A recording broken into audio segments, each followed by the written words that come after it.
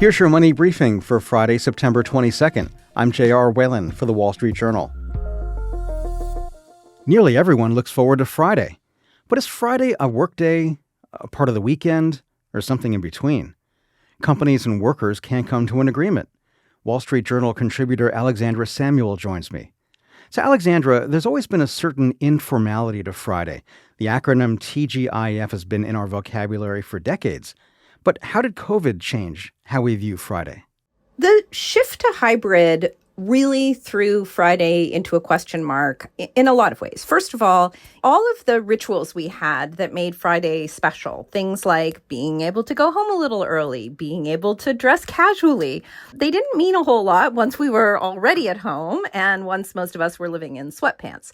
And part of what happened was Friday stopped being special. And then, of course, the other thing that happened was that the weekday and the weekend started to bleed together. And one of the big pain points people had in the transition to remote work was finding ways to punctuate their workday, punctuate their work week, and to set boundaries so that they still had time for their personal or family lives. But no matter how you look at Friday, to be sure, there are jobs where Friday's role in the work week has never been in question, right? There are a lot of operations we depend on running 7 days a week, even 24/7. But there is a difference between what we expect as office hours and what we expect as retail hours, emergency service hours. And I think what's really changed since we returned to the office is that it's no longer clear whether office hours run until 5 p.m. on Friday, because in an awful lot of businesses, Fridays have become a ghost town day because so many people prefer to work from home on Fridays. Now, since the lockdown days of the pandemic, companies have gone through great pains to draw up hybrid work schedules for employees. Why is Friday still a day that people can't quite define? Part of that has to do with the ambiguity that continues around hybrid work. And one of the places that it's hardest to get people back in the office is on Fridays. It's pretty clear that in organizations that are running on a 2 or 3 day a week office schedule, Fridays and Mondays, to a lesser extent, are the days that most people want to work from home. And so that means that in a lot of organizations, even if notionally you have a 5 day a week office, you can't really expect to find anybody there if you come in on a Friday. And yet, there is a sense that maybe you're still expected to be answering your email, taking phone calls, and scheduling meetings. It's just kind of hazy. Yeah, so what kind of an effect does this hazy view of Friday have on the office ecosystem? One is part of a larger challenge I think we're seeing in organizations now when it comes to the ever-widening gulf between people who are in jobs that can be done remotely and people who are in jobs that are intrinsically on-site. We have this conversation like the whole world of work has changed, and it certainly has. But it's changed for maybe half of the workforce. Half of the workforce is in jobs that absolutely have to be done on site. And to some extent, those are jobs that skew a little bit towards the bottom of the income ladder, a lot of service roles, blue collar roles. But there are also, doctors and nurses and lots of other folks in professional roles who also need to do their work on site. And what I see in organization after organization is that the people who were working on site, particularly the people who worked on site all through COVID, are not super impressed to hear their colleagues who have been working remotely complain about the terrible challenge of having to come into the office 2 days a week or how awful it is to have to be in the office on Friday.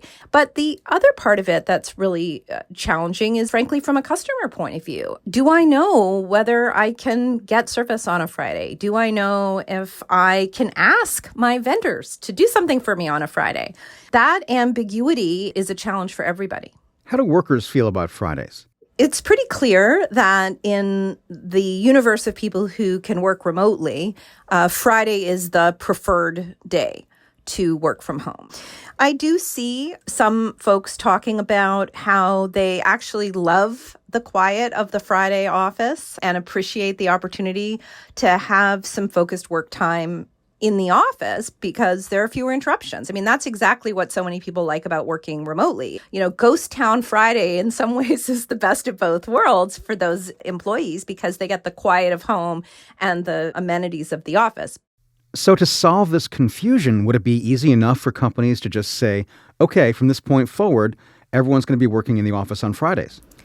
Yes, that would absolutely be the easiest answer if you run an organization that can succeed on the strength of very abundant, low-skilled talent. If you have a workforce full of widgets who you can replace with more widgets, by all means, tell them to come into the office whenever you would like. That's not a whole lot of organizations. Most organizations have at least some part of the talent pool where they're competing for employees. And it is very clear at this point that many people regard flexibility and some control over their schedule as a very fundamental factor in whether they're going to stay in their job, whether they're going to look for another job, whether they're going to demand a pay increase. Those are folks who are going to, in many cases, want Fridays as a work from home day. Now, you might say, okay, well, I'll do that for our engineers, but I'm not going to do it for anybody else. Well, how does that make the rest of the team feel about the engineers? What does that do for your cohesion as an organization?